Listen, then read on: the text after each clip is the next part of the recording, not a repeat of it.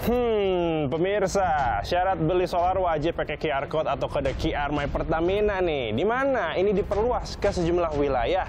Per 25 Mei kemarin, ini 234 wilayah kota kabupaten di seluruh Indonesia, termasuk di Jakarta, sudah wajib pokoknya terdaftar dalam program subsidi tepat untuk pembelian BBM solar subsidi. Perluasan wilayah syarat beli solar full QR ini diberlakukan setelah uji coba secara bertahap di sejumlah wilayah yang dimulai tahun lalu. Ini diklaim efektif, pemirsa, mengendalikan penyaluran BBM subsidi tepat sasaran. Sampai akhir Februari 2023 kemarin, jumlah pendaftar My Pertamina telah menembus lebih dari 5 juta unit kendaraan. Kita coba ingat-ingat lagi nih, alasan pembelian BBM subsidi solar harus pakai QR nih kenapa nih? Ya, tidak lain karena pengguna BBM subsidi solar dan Pertalite itu 80% mereka yang berduit. Nah, tajir tapi nenggak BBM yang sebagian harganya ditraktir uang negara. Cuma 20% saja nih penikmat BBM subsidi adalah mereka dari golongan yang tidak mampu alias yang berhak. Sebuah puncak komedi, pemirsa. Bentar, gini. Padahal selama ini beban APBN untuk menanggung subsidi BBM sangatlah besar loh, pemirsa. Di tahun 2022 saja, anggaran subsidi dan kompensasi BBM mencapai 698 triliun rupiah atau membengkak 195,6 triliun rupiah dari yang dianggarkan. Ya, kalau yang nikmatin orang-orang yang berhak, nggak apa-apa lah. Ya ini, yang nikmatin orang kaya.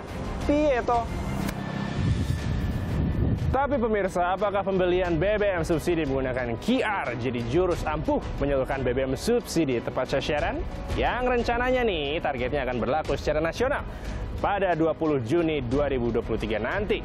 Apalagi Badan Pengatur Hilir Minyak dan Gas Bumi atau BPH Migas memperkirakan tren pertumbuhan konsumsi BBM bersubsidi naik 5-10% tahun ini. Saya Elgin Fridianto dan juru kamera Riki Sultana, Bisnis Talk.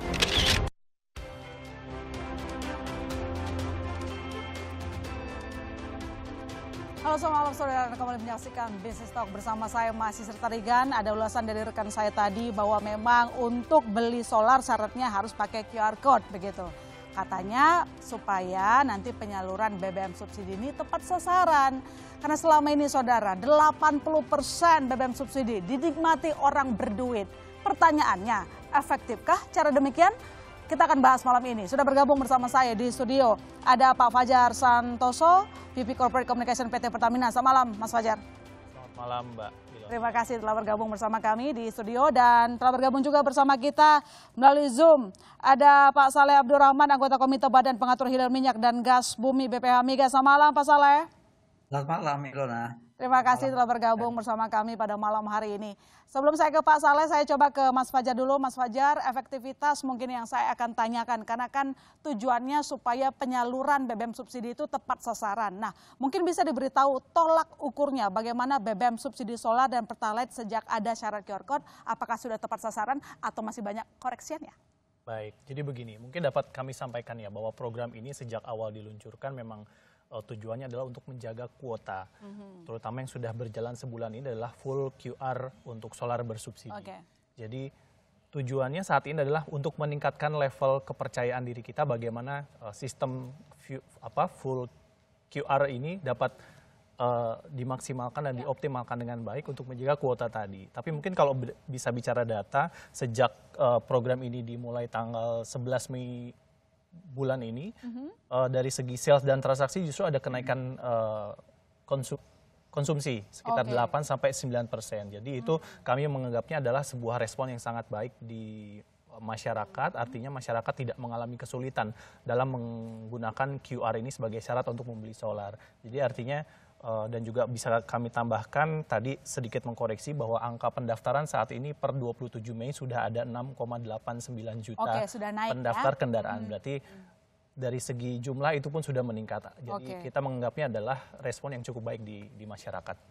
Tidak ada kendala, misalnya kalau kita lihat pertama kali uji coba misalnya Mas 2022 lalu kan ada yang nggak punya handphone canggih jadi susah beli solar, ternyata sekarang udah disuruh print juga ya, print out jadi dianggap sebagai solusi. Baik, saya ke Pak Saleh. Pak Saleh, ini sudah diuji coba diperluas begitu ya untuk wilayah dan kabupaten di Indonesia setelah dimulai 2022.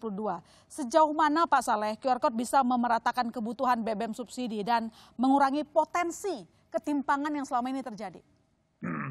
Ini mungkin kita menggunakan angka ya Mbak Ilona ya. Setiap hari transaksi pembelian solar, misal solar atau pertalite itu, kalau solar kira-kira 1 juta transaksi per hari. Oke. Ya. Kemudian pertalite itu sekitar 4 juta. Kalau ini tidak dilakukan monitoringnya dengan sistem, ya, sistem digitalisasi, ini sulit sekali kita kontrol, ya kan. Nah, dengan sistem digitalisasi ini, dengan mendaftar di subsidi tepat ini, maka udah jelas nih kita menuju ke sistem subsidi tertutup sebetulnya, ya kan? Karena yang bisa beli adalah orang-orang yang terdaftar. Oke. Tahap sekarang ini memang orang mendaftar, kemudian tahap berikutnya nanti akan dilakukan seleksi-seleksi berikutnya ketika Perpres 51 misalnya terbit. Di situ kita akan atur lagi tuh. Misalnya salah satu contoh, orang yang punya 2 mobil, mobil kedua tidak bisa lagi mendapatkan solar. Seperti itu yang kita akan atur. Kalau kita punya datanya, maka berbagai opsi kebijakan itu bisa kita lakukan.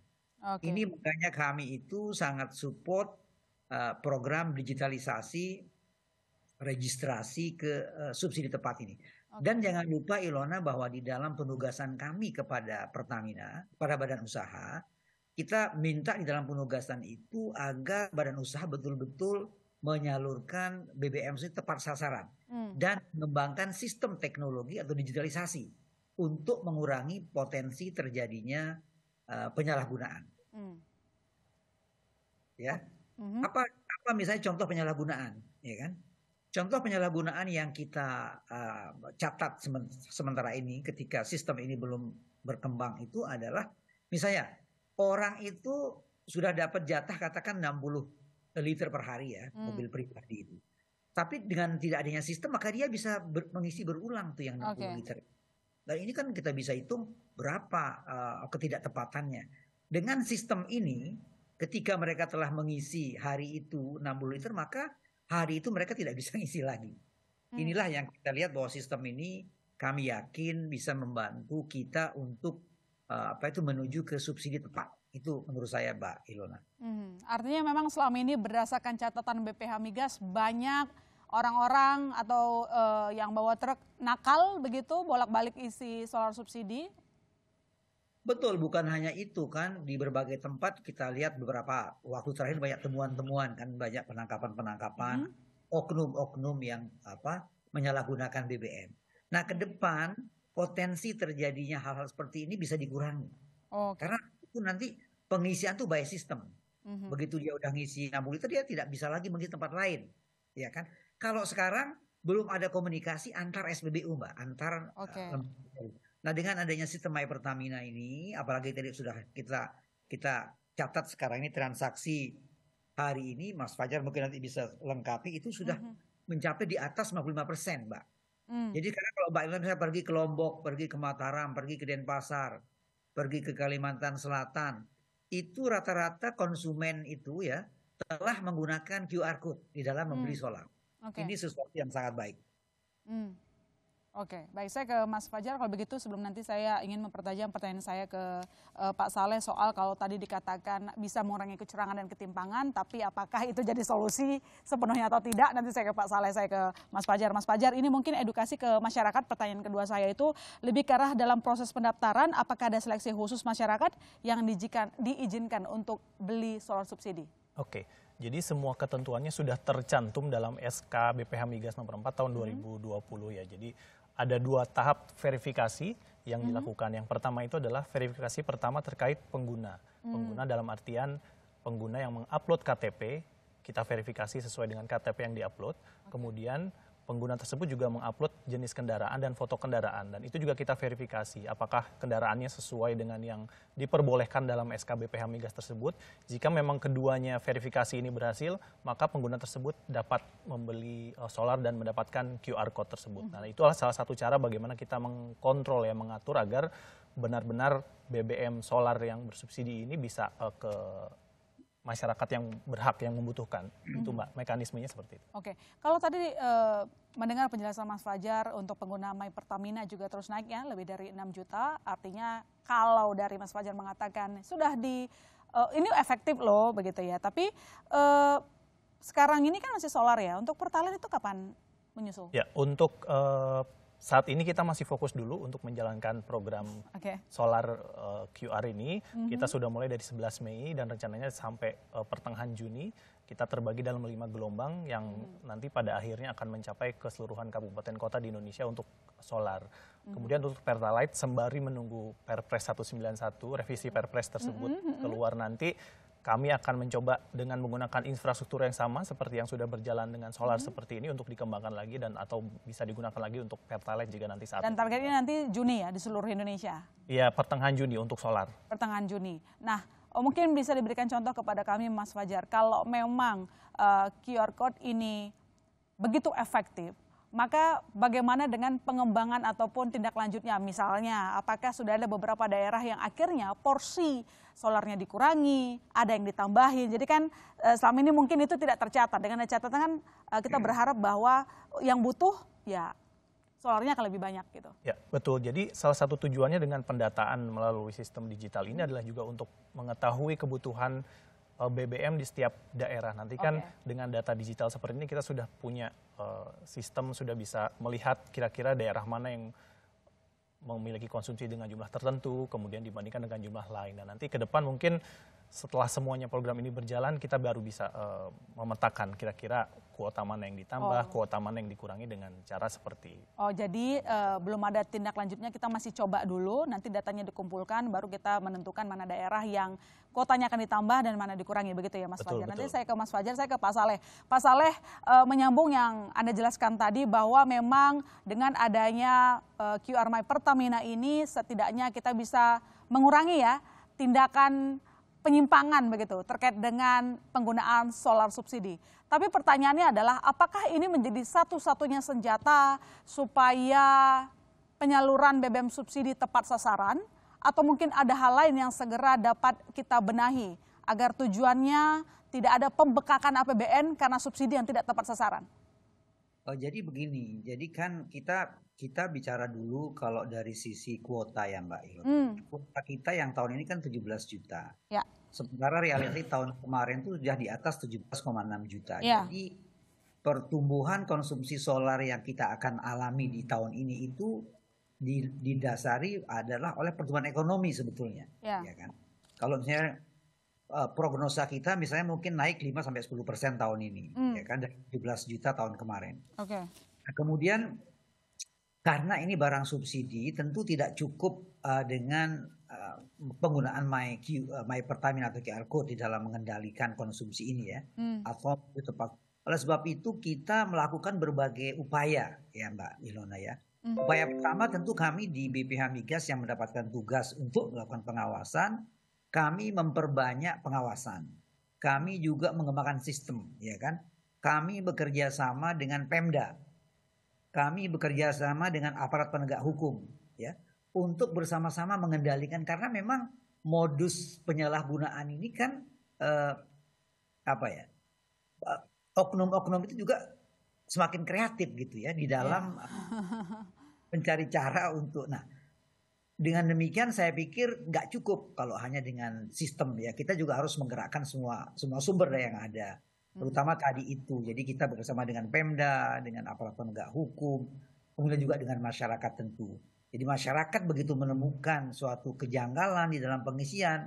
Contoh misalnya kami banyak menerima surat-surat lewat media sosial kami bahwa ada terjadi sesuatu di SPBU ini. Itu masuk ke medsos saya, medsos BPH, dan ini kita langsung tidak lanjuti. Ini yang kita harapkan. Jadi peran serta masyarakat ya Mbak Ilona, ini sangat penting di dalam mendukung upaya kita agar kuota solar ini terutama bisa tepat sasaran. Kalau hanya mengandalkan sistem, banyak cara juga pihak-pihak tertentu untuk melakukan satu dan lain hal ya. Meskipun saya yakin bahwa dengan sistem ini penyalahgunaan yang mungkin terjadi dibanding apabila kita tidak menggunakan subsidi tepat ini akan jauh berkurang. kita optimis. Oke. Karena di lapangan juga situasinya begitu kan. Jadi seperti tadi, dulu orang bisa mengisi berkali-kali lebih dari 200 liter yang dipersyaratkan. Sekarang begitu itu sistem akan melock dengan sendirinya. Ya kan, ini kan luar biasa menurut saya kreativitas tahun ini bagi Pertamina dan tim, juga tentu dengan dukungan BPK Migas untuk mengendalikan dan menuju ke tepat sasaran. Ya, kalau bisa sistem jangan kalah kreatif gitu ya sama mereka yang suka nakal begitu. Dan lebih penting lagi, kalau tadi sejauh ini mungkin harapannya masyarakat sadar. Masalahnya Pak Saleh banyak yang nggak sadar, mobilnya mewah tapi nganterinnya BBM subsidi begitu. Nanti kita lanjutkan lagi, saudara, jangan kemana-mana. Bisnis Talk masih akan segera kembali.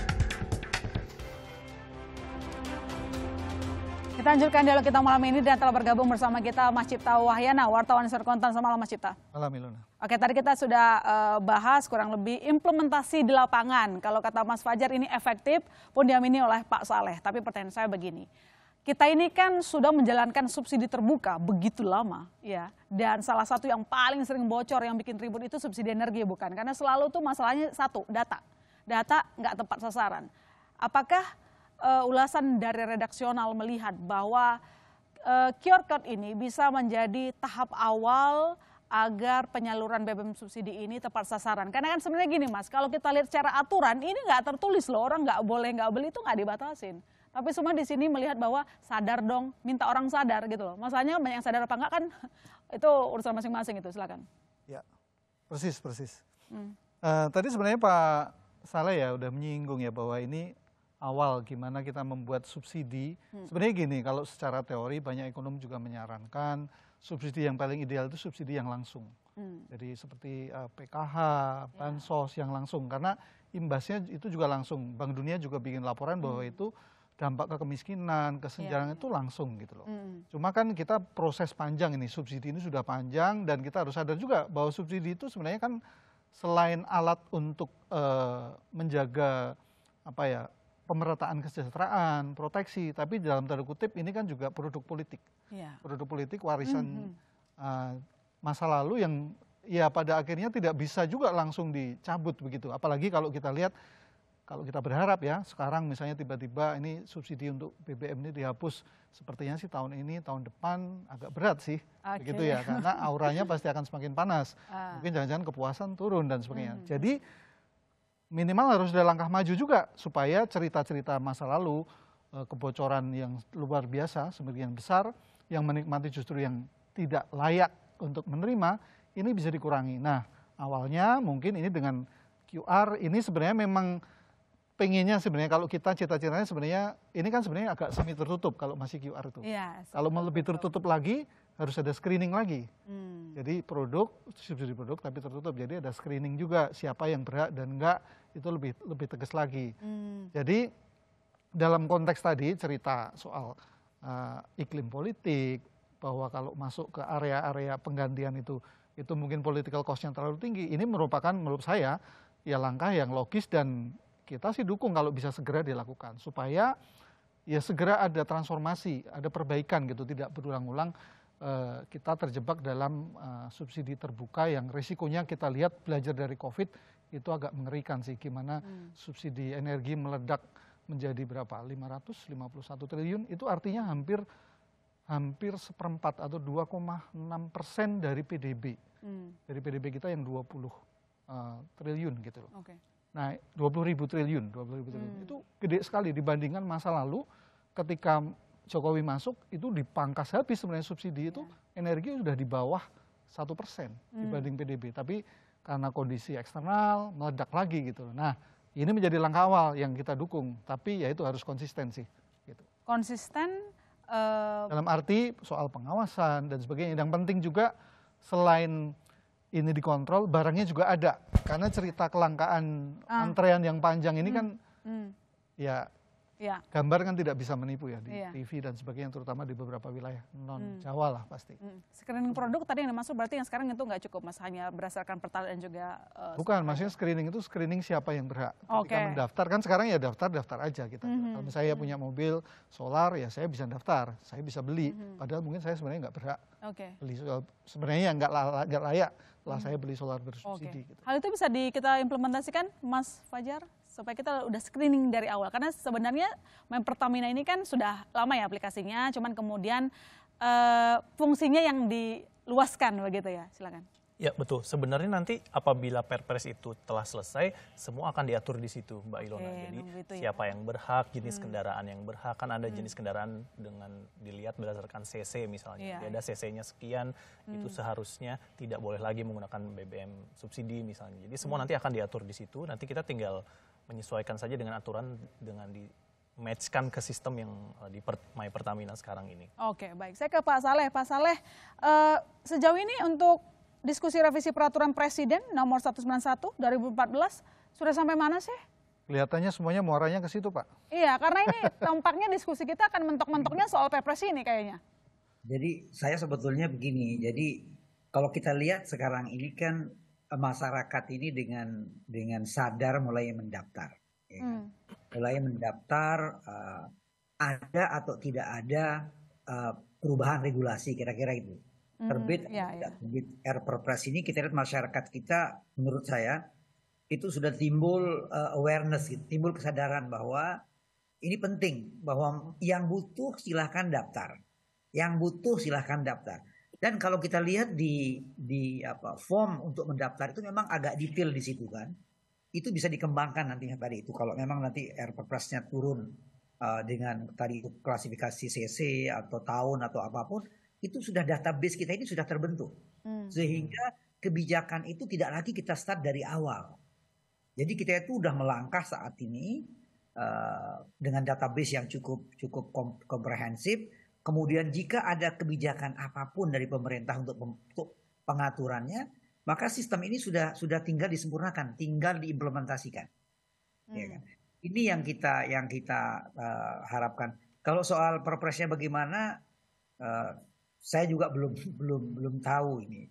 Kita sih tetap berharap itu bisa terbit tahun ini untuk lebih mempertajam sebetulnya kan konsumen mana yang, terutama Pertalite juga kan, konsumen mana yang tidak bisa menggunakan atau yang boleh mengkonsumsi Pertalite itu. Jadi untuk sementara ini mungkin kita melihat pada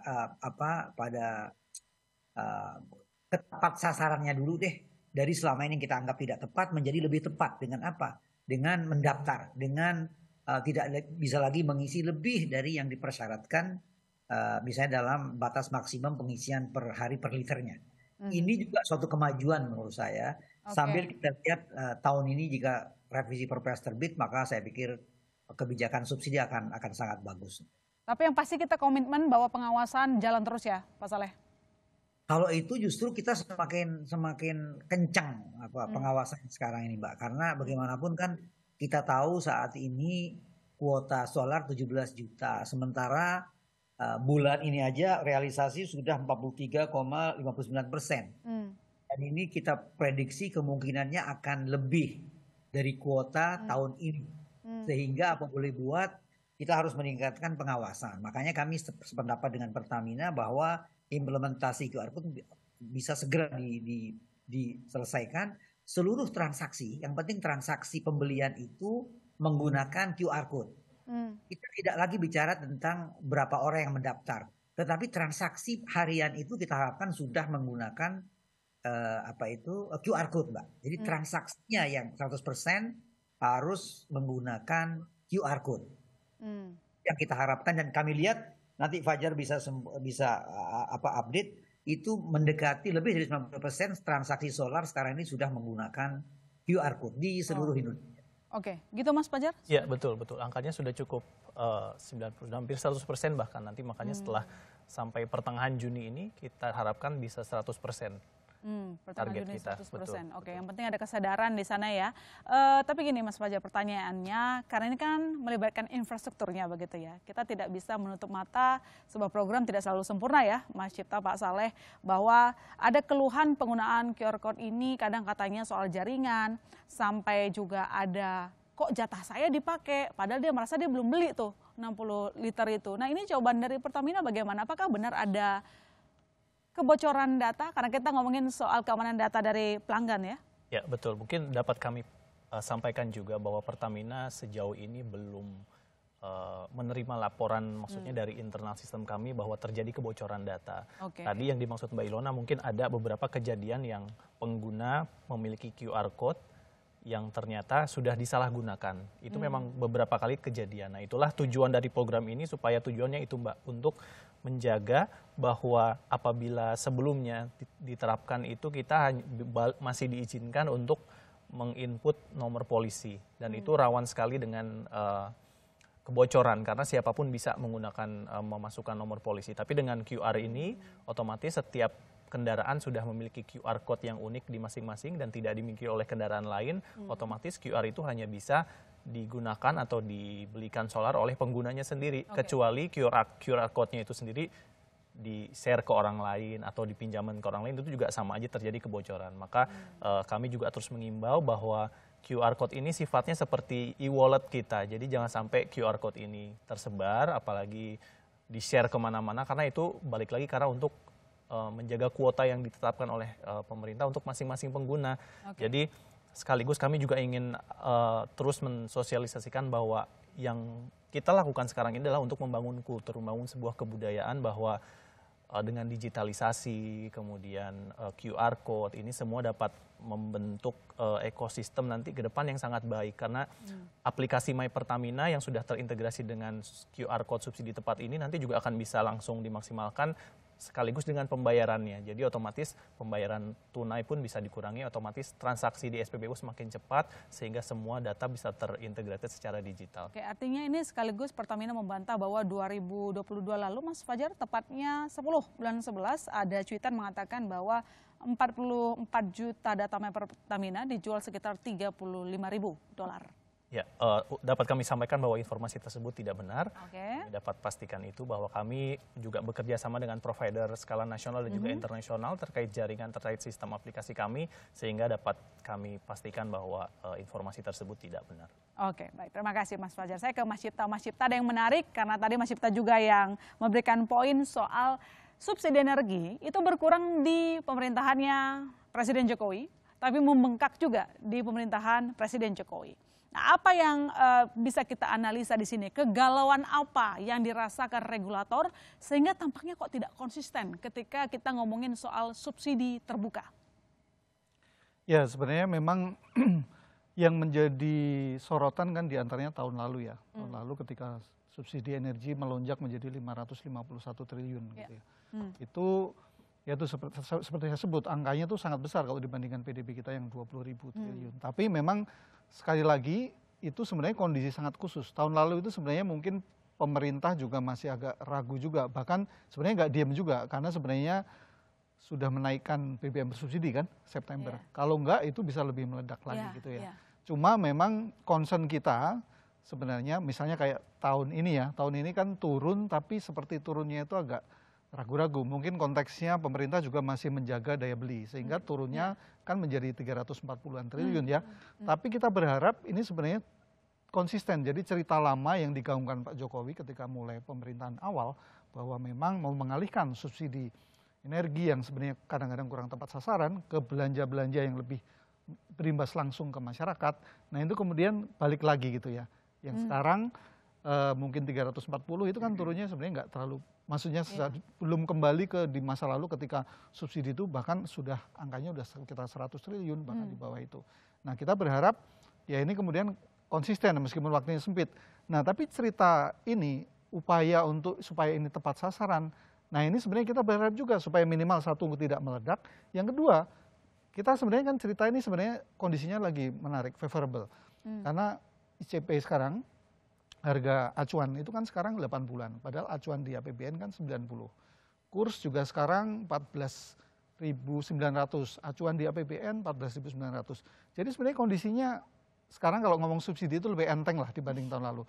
Jadi kita berharap juga kalau ini menjadi lebih tepat sasaran dan bahkan mungkin Pak Saleh bisa cerita ya, kalau ini bisa dihemat, mungkin nggak Pak dihemat anggarannya sehingga bisa direlokasi, pemerintah bisa merelokasi anggaran itu ke program-program lain yang sebenarnya lebih berdampak langsung begitu. Sebenarnya kita berharap ada upaya itu juga gitu. Oke, hemat anggaran memungkinkan atau tidak Pak Saleh, jangan dijawab dulu, kami masih akan segera kembali saudara. Tetap di Business Talk.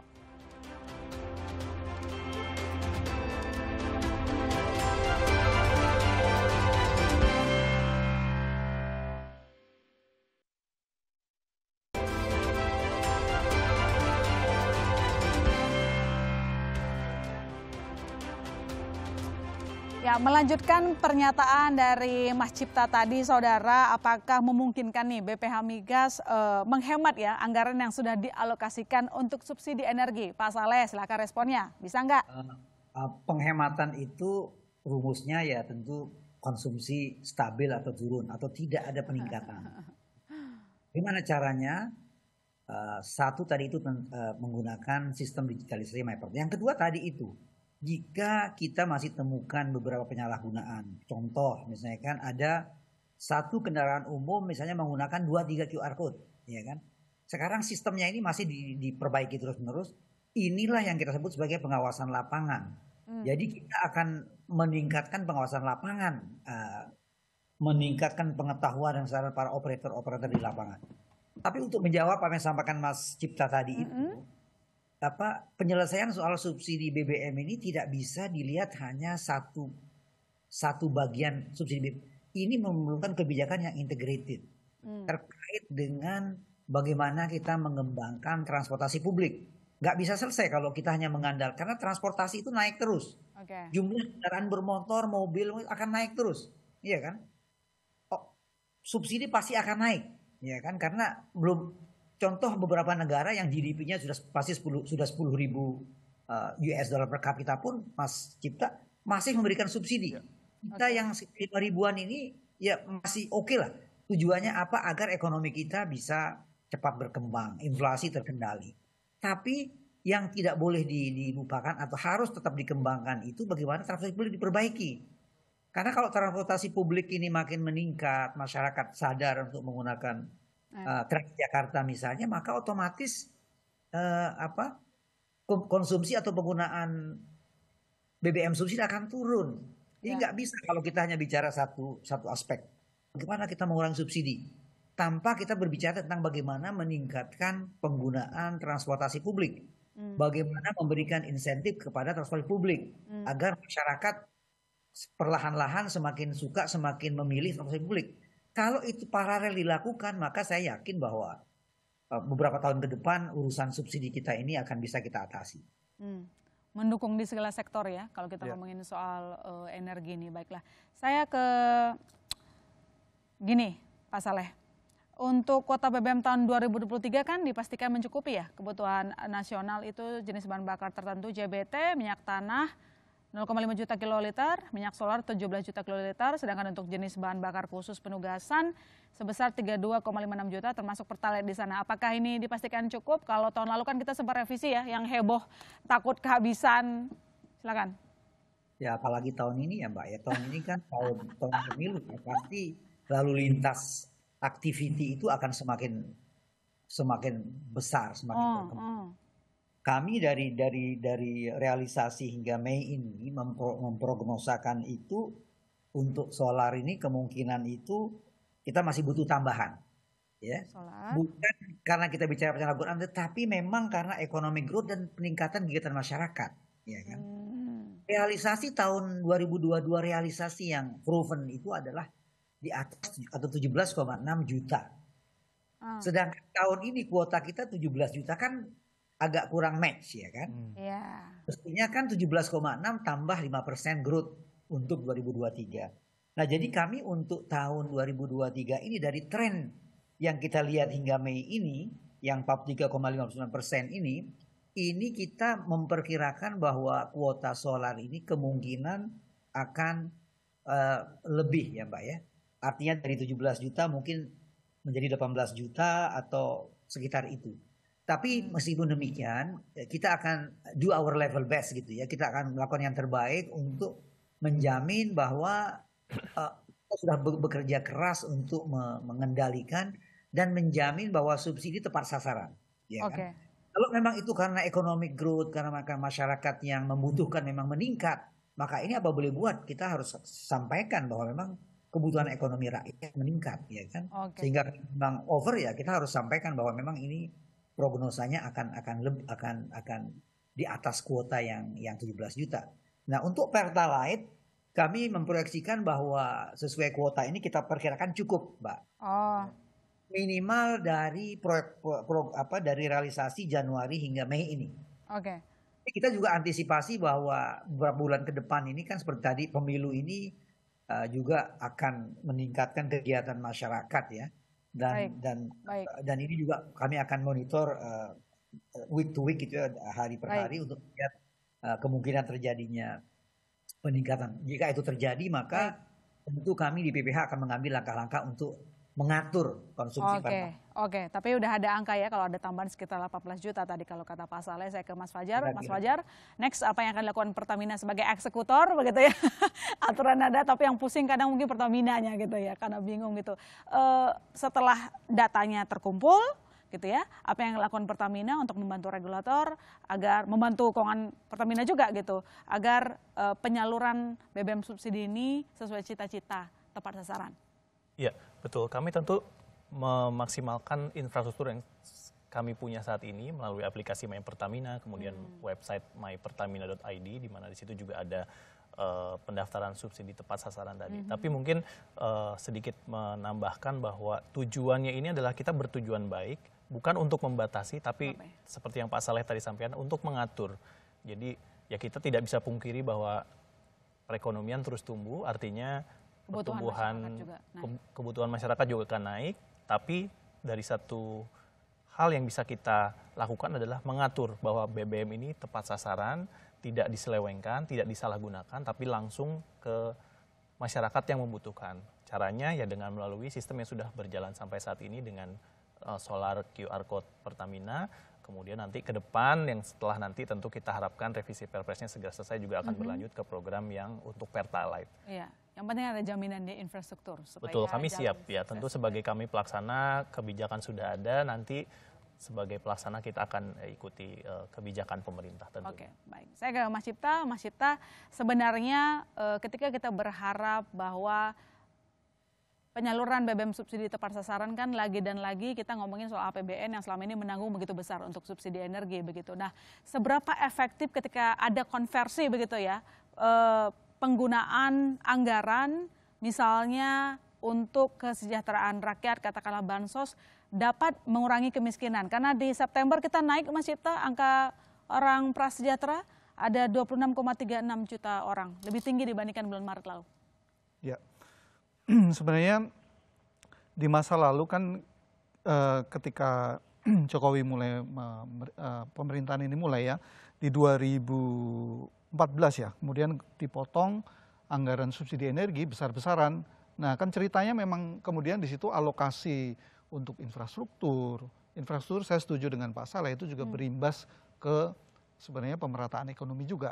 Lalu juga banyak program misalnya keluarga sejahtera dan sebagainya.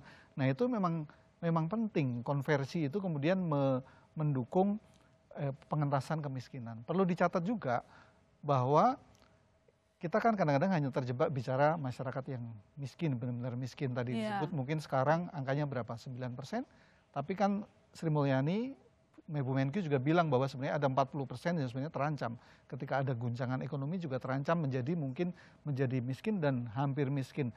Nah ini kan mereka menjadi terancam ketika ada guncangan-guncangan, dari saat itu sebenarnya perlu dukungan-dukungan dari anggaran. Nah disinilah perlunya kita menjaga supaya anggaran subsidi ini nggak membengkak. Karena kalau membengkak ada opportunity loss untuk membuat perlindungan atau bantalan ketika kondisi-kondisi ekstra terjadi untuk masyarakat yang tidak beruntung, yang sebenarnya jumlahnya ya ceritanya 9%, tapi di atas itu ada yang menjelang.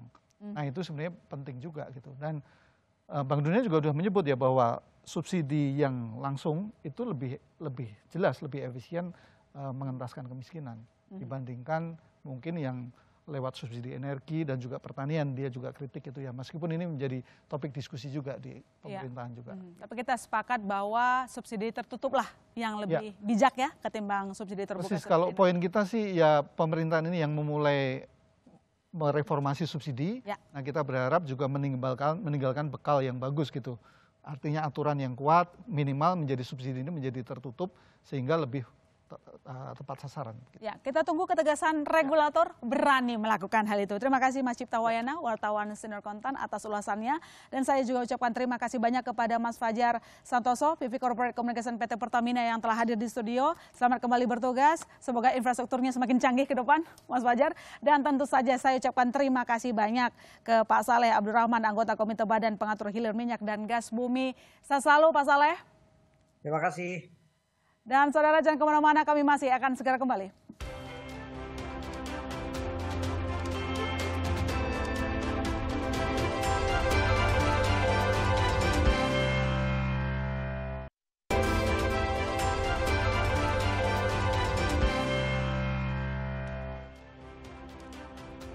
Ya, APBN sudah cukup lama menanggung subsidi energi. Masalahnya adalah terlalu banyak anggaran yang disediakan dimanfaatkan oleh mereka yang mampu.